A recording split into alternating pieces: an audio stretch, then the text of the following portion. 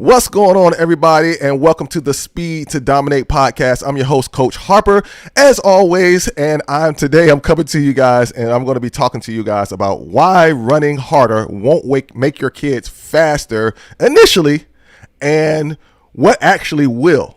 Okay. Now I know that I'm going to get a lot of slack. I've been getting a lot of slack lately on on Instagram anyway, because I've been putting out the truth. Okay, I've been putting out the truth about actually getting faster, because I know some of the parents that deal with trying to get their youth athlete to run faster. They deal with a lot of things that people are telling them, and everybody's pretty much saying the same thing on the internet. And when I'm watching them, I'm like, that has its place, that has its place, but there's something much more simpler that you can do that can yield a lot more results. And I'm going to talk about that today on this podcast. I'm not going to be before you long today. I don't know.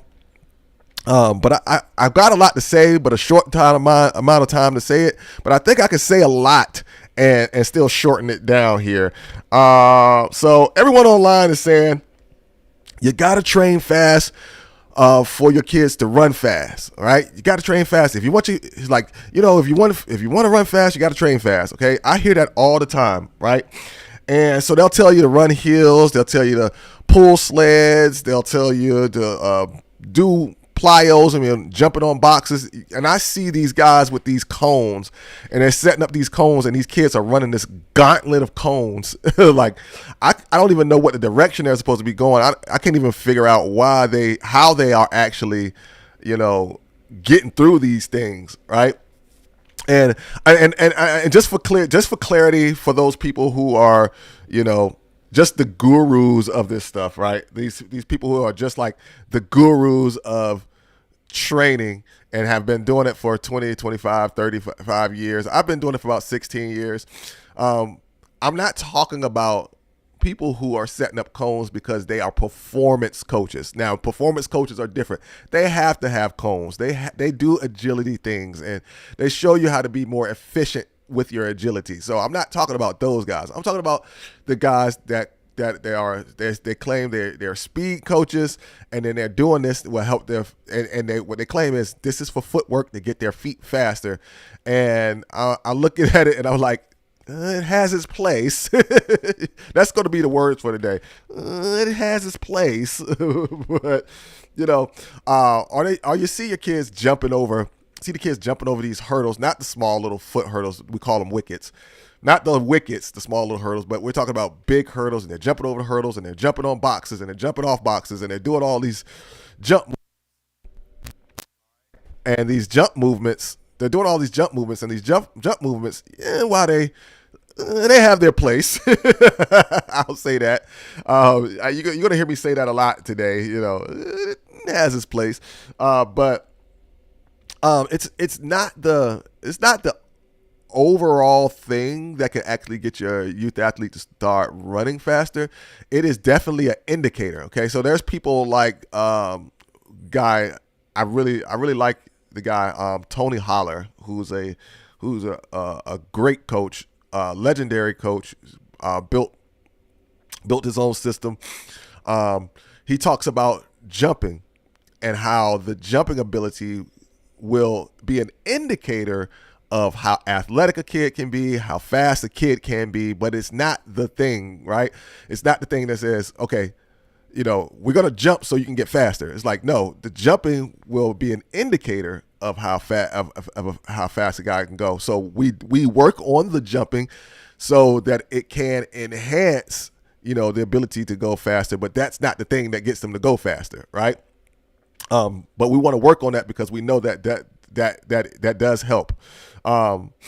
And he also has kids, doing some other things that I totally agree with. And I will talk about some of those things here in just a few minutes. All right.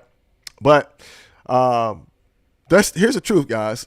These things, these hill runs, all these things, they are not the thing that's going to get your kids to start running faster. Like lifting heavy weights, right? And Tony Holler had made a post about,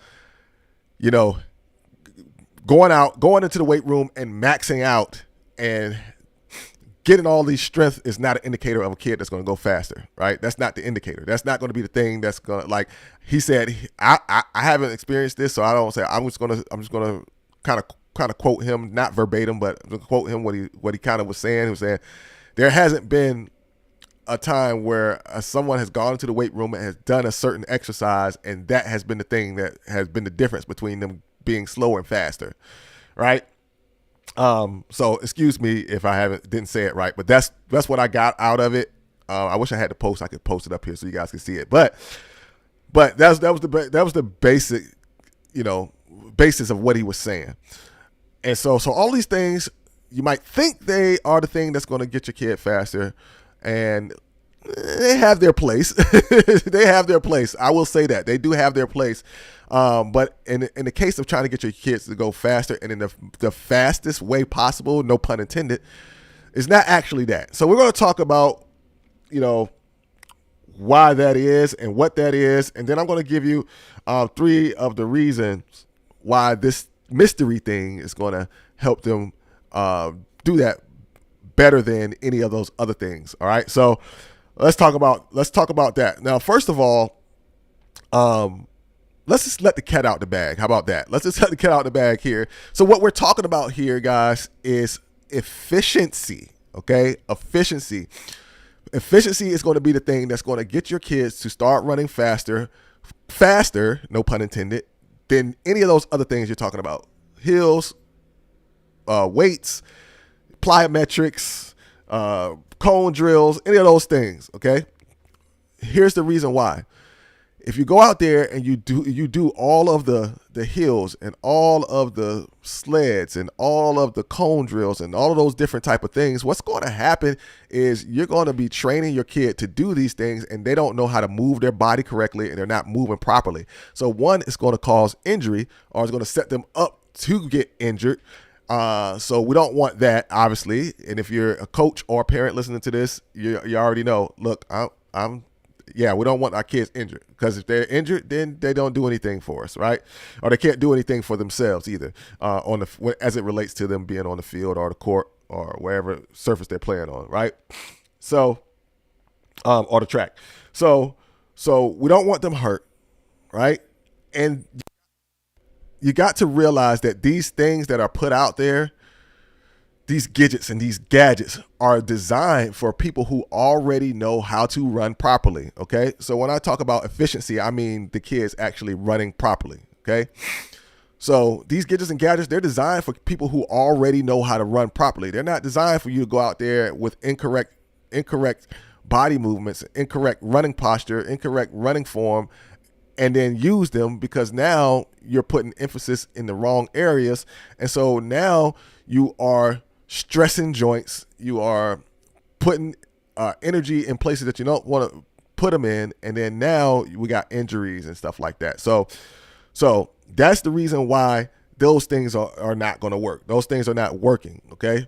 Because you're still running improperly, and you're trying to force, speed on something that's not ready for it. So it's kind of like getting a 1985 Toyota Corolla and dropping a Lamborghini engine in it, right? Will it get faster? Yeah, but guess what? Your axles may break. You might not have the right gas to put into the vehicle. Systems may fail. All those different type of things, right? So what we need to do is we need to get that car body. Could you drop a Lamborghini engine in a 1985 Corolla? I don't know. I'm not a mechanic, but I assume that you probably could, right? Let's assume that you can for a second, okay? And one of my car girls, let me know in the comments if that's true, right? So if we drop that engine into a Corolla, could it be done? Let's just say, yes, it can be done. So we drop it in there. There has to be some type of torque or kind of horsepower or something that's going to be too much for that frame of that vehicle. So what we have to do is we have to reinforce some panels. We're going to have to get some new axles. We're going to have to get some new tires. We can't run on those same tires. We may have to extend the body or something. point is we have to do something to get ready for that speed. All right. And that's the exact same thing that is going to have to happen for your child. They have to do something to get ready for that speed. So they have to fix the axles, put new tires on, and that's what we call the form. We're going to get them to start running properly. And once they start running properly, guys, they will start running faster. Okay. As a matter of fact, I got a kid in my program right now, not the typical kid that you might see that you think, okay, this kid is going to run fast. So he's a little bit bigger than most kids, little bit heavier than most kids. Big kid, stocky kid, plays very good baseball. I mean, the kid, if you throw a pitch to him, he's going to hit a home run at least once a game. At least once a game. Now I say at least once a game. Okay. Like, and so when his mom came to me, she was telling me like he's an excellent baseball player. They love him. He's really, really good. Thing is, he's just not fast. And I was like, so tell me a little bit more about him. And she's like, well, he hits home runs every game. And I was like, well, why are you talking to me? All you gotta do is you don't need to be fast if you hit a home run. She was like, yeah, but we're trying to get him a little bit faster because eventually he's gonna go up, and he has to play with better talent, and he's gonna have to run and dig it out for some to beat some of those throws to first, or second or whatever. And so we got working, and because of his size, a lot of the coaches already had written him off. It's like, he's got to lose some weight. He's got to. Now, while I agreed with them that he probably needed to shed a few pounds, kid's young. He'll grow. We're hoping that he'll grow, and he'll just grow out of that, that early chubby stage or whatever. So he's so we're working through that, and I was telling her, we can get him to go faster. We just got to fix the way that he runs, because he wasn't running the best, and so we start working on the way that he runs, and he started to find that it was easier for him to actually move when he ran the way that I started to teach him how to run. So he started running better. And then I started to notice, because in my one-to-one speed lab, virtual speed lab, which he's in the program right now, what we do is we get data from him, because we use remember I was telling you guys a couple of weeks ago that we had this vest that they put a pod in. It's like a GPS system, and we're able to track his speed, and I can see his speed from wherever I am. I'm in Georgia, he's in New York, and I can see his speed stats right where I'm at, and I can make changes and everything to his plan based on that. And what I started to notice was that every single practice that we had, every single time that he's put his data up, I'm able to see that he's actually getting faster day by day by day. And I'm seeing, okay, you're 10, you're 10 feet, 0 to 10 feet, you're faster today than you were when you actually ran your fastest when we did our speed test. And I was like, okay, today you're faster in your first 20 feet than you were yesterday or the last time that we did it. So we're able to see that over and over and over again. And we're gradually, and it's so beautiful because we gradually be able to see his progression from week to week to week to week, from day to day to day to day. And because of that, we're able to see that he got faster by a whole second and it was like 26 days, I believe. 26 days, not even 30 days. It's like 26 days once he did his 26 to 28 days. We did his speed test again at the end of the month, all right? It was 4 weeks in between. And he got a whole second faster in his 90 feet, right? So this is a kid who everybody wrote off, who said he needed to lose some weight, who said that, give me a calendar so we can clock him in his 60, right? Give me a calendar so we can clock him in his 60, right? That's how they were talking. This are his coaches. That's how they're talking about him, right? And so we defied the odds. we were able to get him to run a whole second faster. We blew his mind. We blew his mom's mind. It even blew my mind. Like that's crazy. I knew you were gonna get better, but I didn't know you were gonna get that much better, right? In such a short time. We didn't have to go out, like, literally. When I'm on a call with them, it takes about 45 minutes because we're talking and we're chatting, and I'm coaching them through some things. I'm having them do some things over, things like that. But he does it on his own, 25 minutes, 3 times a week, and that's all it takes.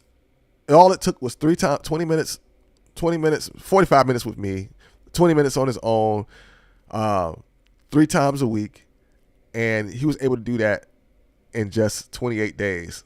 Right? And it's even less than that if you just count the days that he actually did it. Okay.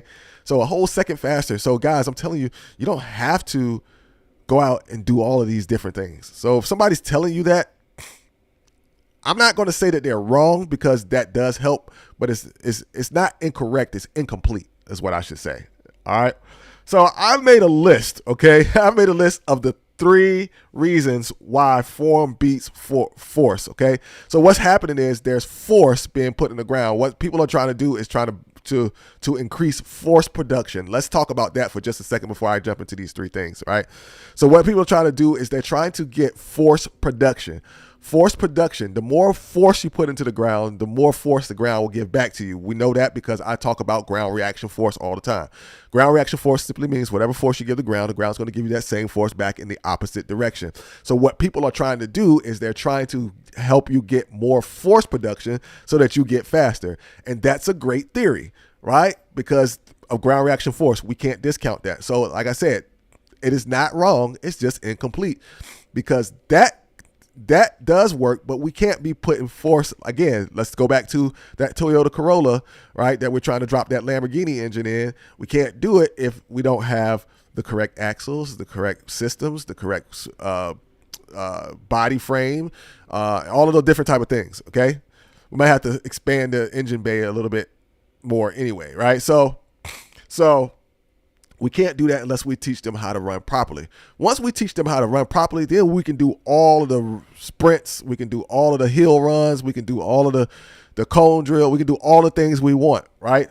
Because the kid is now moving efficiently. So now those things are focused energy in the correct muscle groups, correct areas. So we're strengthening the right muscles to get them to go faster, right? If they're running incorrectly, we're strengthening the wrong muscles, okay? So that's what people are doing. They're trying to increase the force output so that they can get more speed. And again, that's not incorrect. That's just incomplete. All right. So I created a list, the three main reasons. Okay. The main list, 3 reasons why form beats force. Okay. 3 reasons why form beats force. Reason number 1, wasted movements. We've been talking about that for a long time. So when you waste your movements, you're going to waste the speed that you already have inside of them. So your kids already have speed inside of them. We just got to focus the energy in the right places so that they can put the correct efficient running out there so they can go faster without using as much effort, or not using the same amount of effort. Okay. Typically they're going to be using less effort. Like I said, the kid that I have right now, he's using less effort and he's running faster, because he's putting the right energy into the correct thing that he's doing. Okay. It's kind of like when you are in a car and you are pushing you're trying to move the car forward, and you're pushing on the brake as hard as you can to try to get the car to move forward. I don't care how much force you put onto that brake.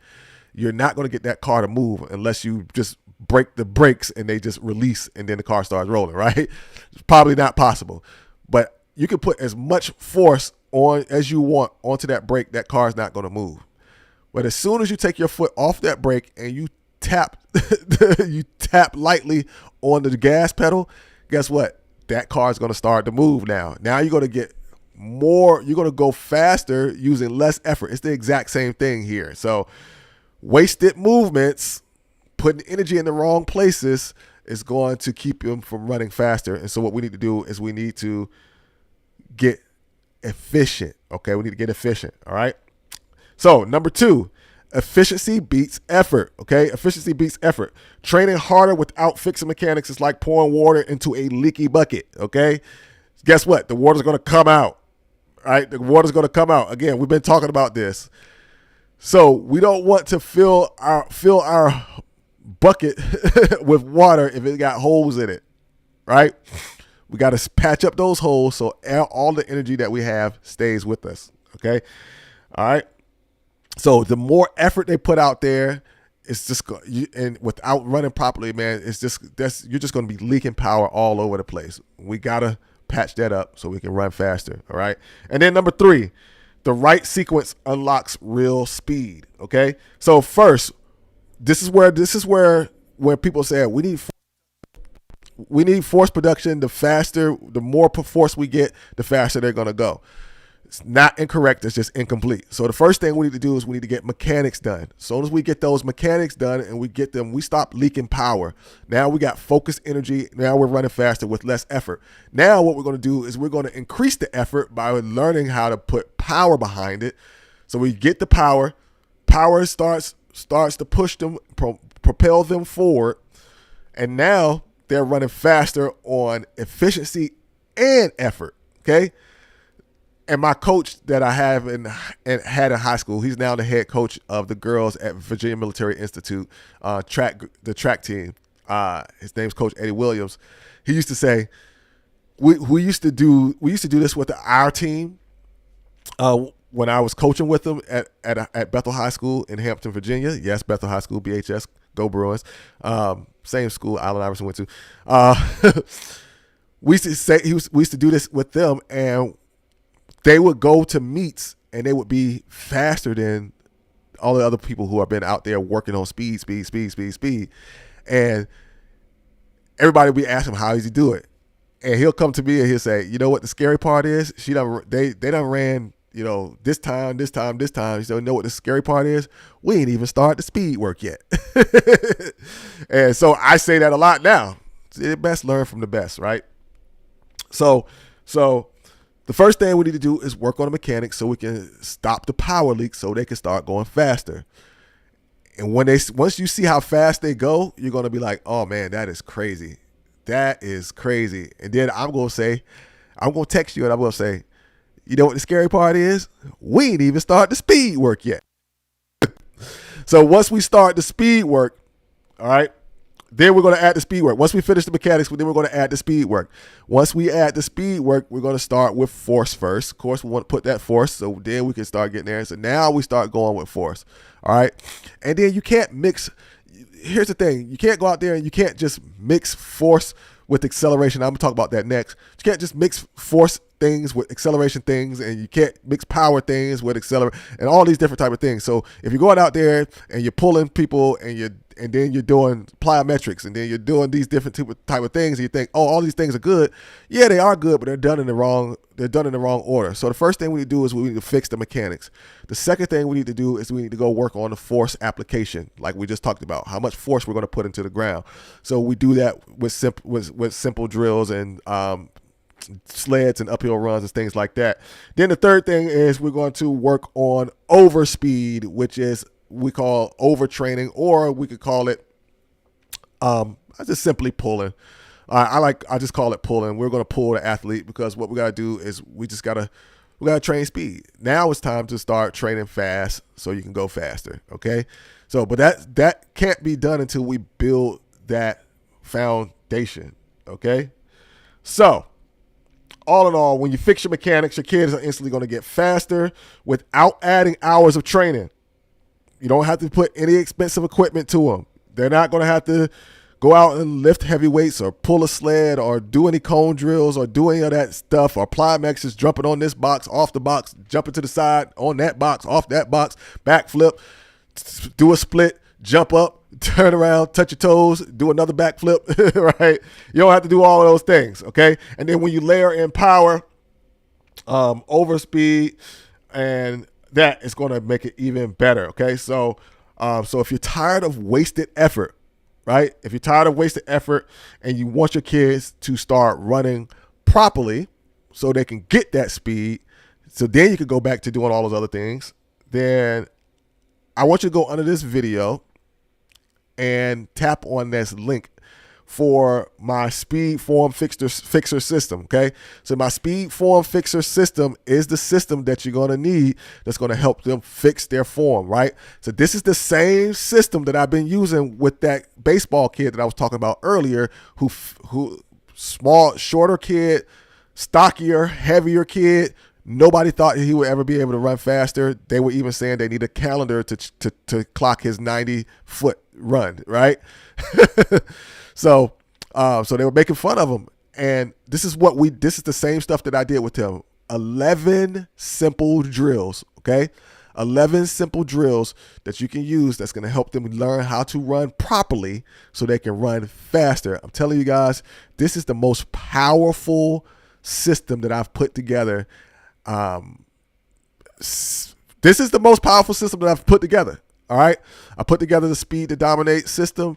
That's a great system. It helps kids get faster in 30 days or less. But I went back and I combed through it and I said, hey, look, I need to take out the most important things so we can get directly to what we need to do without all the fluff. So that's when I created the Speed Form Fixer system with 11 simple drills. We took out all the fluff, 11 simple drills. That's going to help them. I give you the system and how to run it. Also give you a calendar so that you can keep up with them. It shows you what to do on what days. All right. I give you all of that inside of the Speed Form Fixer system. And you guys can grab it right now from the link down under this video. If you're listening to me on Apple, if you're on YouTube, it's under the video. If you are on Apple Podcasts or Spotify or whatever place you're listening to this at, then you can go down to the show notes and you can get it from there. But you can get it. The Speed Form Fixer system is the exact form fixing program that I use with my high ticket clients. And you can use it at home.